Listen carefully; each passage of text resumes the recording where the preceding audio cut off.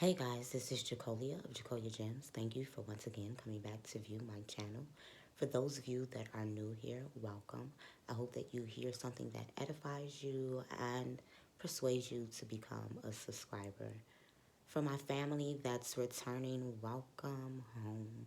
Thank you so much for interacting with me in last night's live as I briefly went into a small percentage of the origins of Valentine's Day. And while I had Moray Moshe Michael of Kingdom Harbinger Ministry by way of New Orleans, he came on and he fed us last night. He began to go into some things that we didn't even know, that he didn't even know months ago when I'd had him on the live about betrothal versus courting and how we're supposed to enter into relationships as we break people. So if you have not seen that video, I encourage you to go watch it. Now, on today, I want to have a conversation with black women. And it's important. It's a lot that's going on. And I make shorts, I make videos, and I talk about things here and there. Ladies, a lot of us have been wounded and traumatized since the womb, when we were still sperm and egg living on the inside of our ancestors. We have to remember that, according to science, 74 generations lives on the inside of our DNA. So that means that 74 generations times 3 to 4 lives on the inside of us. And where I get that 3 to 4 from is Book of Exodus, the 20th chapter, when the Most High begins to tell us that he would visit the iniquity of our ancestors upon us for those who hate him and do not keep his commandments. And we know that we have always been a lawless people. And so then you have to begin to break down how many years is a generation, and then times it by that 3 or 4. We have to realize that hyper-independence is a traumatic response. The black community suffers highly with mental and emotional illnesses, and to the untrained eye, they can look like the same, even to the trained eye. This is why it's called practicing medicine and why misdiagnosis go for so many years. A lot of black women are actually undiagnosed with ADHD as little girls because it shows up different. Now, I'm not saying that I believe in the DSM. I just believe in a West African mindset when it comes to what Greco-Roman culture calls mental or emotional illness. We know that it is an illness of the mind, of the emotion, of the psyche. And how do we deal with illnesses in Hebraic culture? We root them out through herbalistic practices, through ritualistic prayers, through baptism and submergence, through libations. We have a set to begin to break ourselves free, and by keeping the law, statutes, and commandments of the Most High, even by what we eat. And so when we begin to realize that this hyper independence, something is hyper is too much, hypo is too low, it means that we are off balance. And we have a reason to be. The scary part, however, is that a great majority of us do not realize it. Or we realize it and we wear it as a badge of honor. And we put the token back on the black man to begin to change us. Now, I am a firm believer that a man has the power to begin to cover, to wash with the word, to be sacrificed so that his family can be saved, can be redeemed, can be brought back in that year of Jubilee or after that 7th year of him working. The black man has so much power to restore. If the black woman is not in her role and her pliability as clay to be restored, then there is no thing that he can do. We have become stony ground. And it be biblical.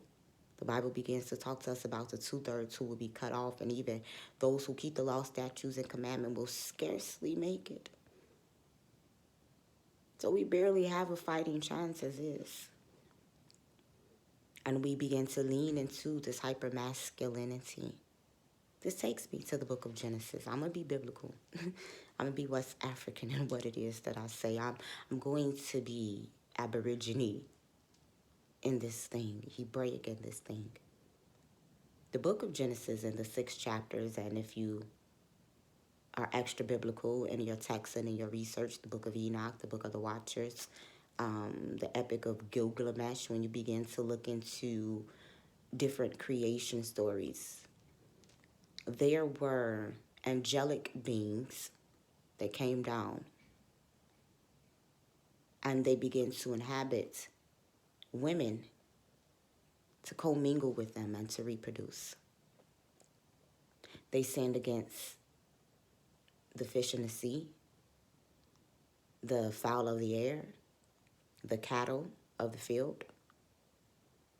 And so when the flood began to happen, Rephaim took place. So these disembodied spirits, this is what some biblical, extra biblical texts begin to say, that these disembodied spirits linger on.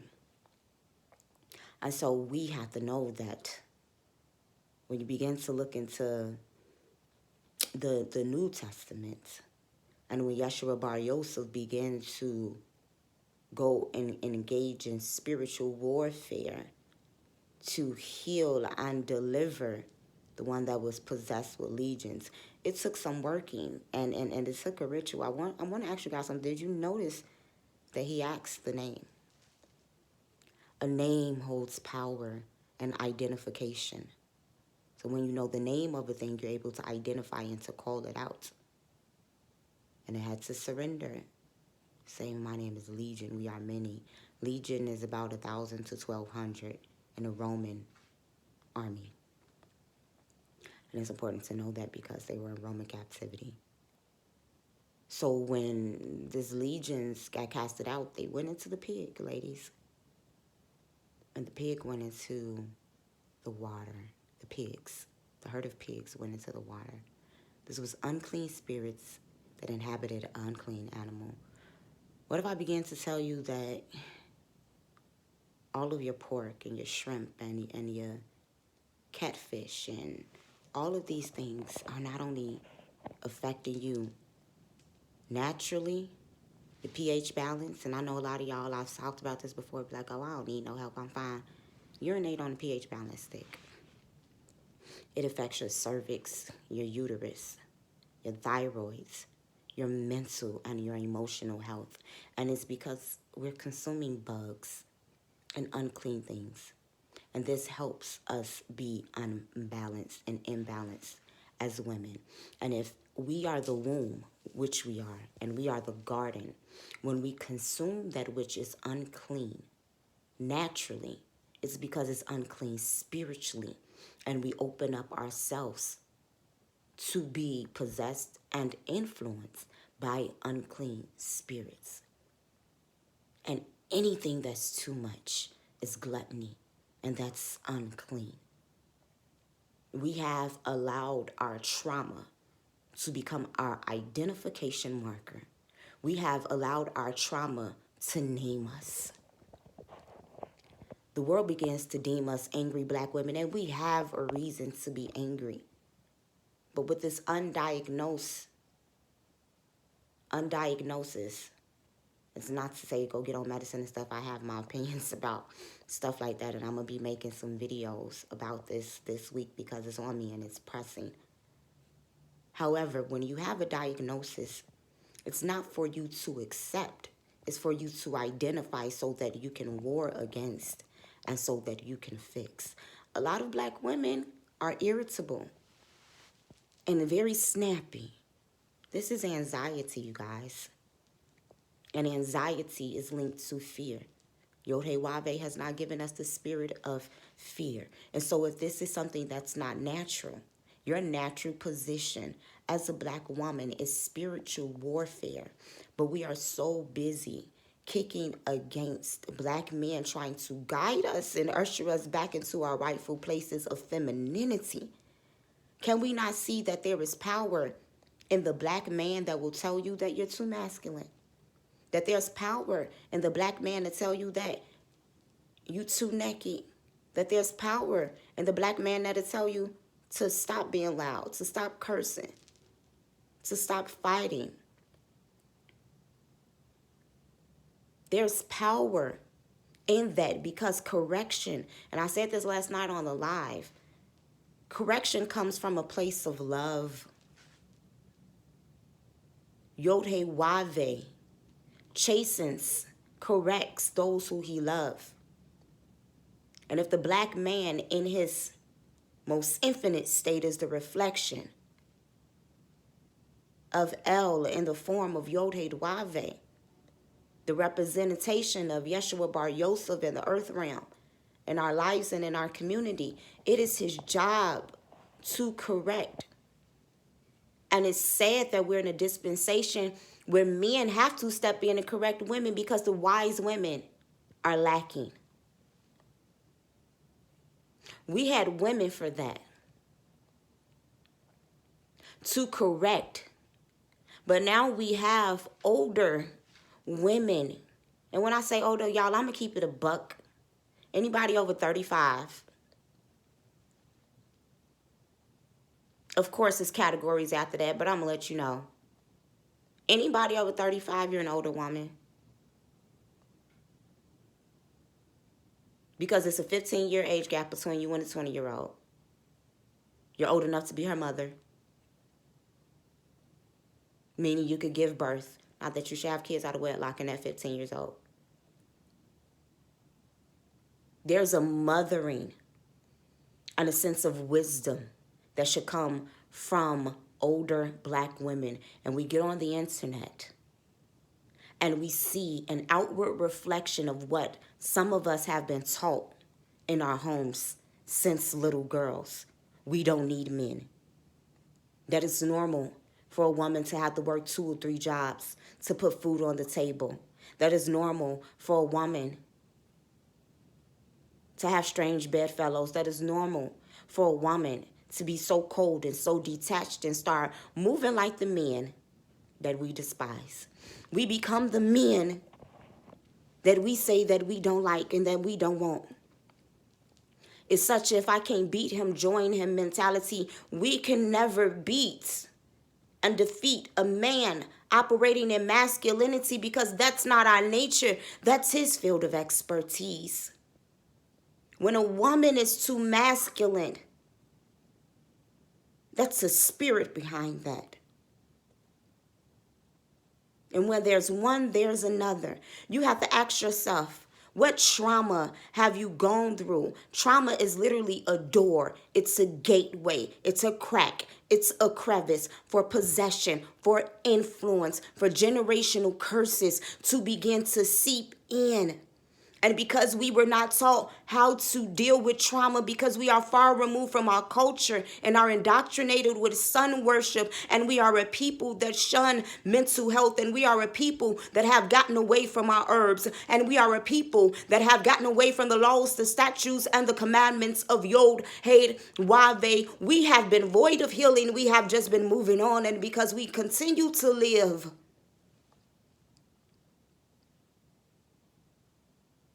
we think that we have surpassed something. But when you begin to take accountability for yourself and for your actions, the majority of us have been walking around as children in one way or another, in our minds and our emotions and the way that we deal with one another in our relationships. If you can't keep your hands to yourself, you're still a child. You have mental and emotional breakdowns without any type of solution, because it's human, without any type of reasoning. If you consistently lash out, if you walk around angry, if you gain pride in taking something that does not belong to you, if you bicker, if you gossip, if you backbite, if you lie, if you lack accountability, you are a child. And it is time for us to grow up as black women. We have too much dissemination against us.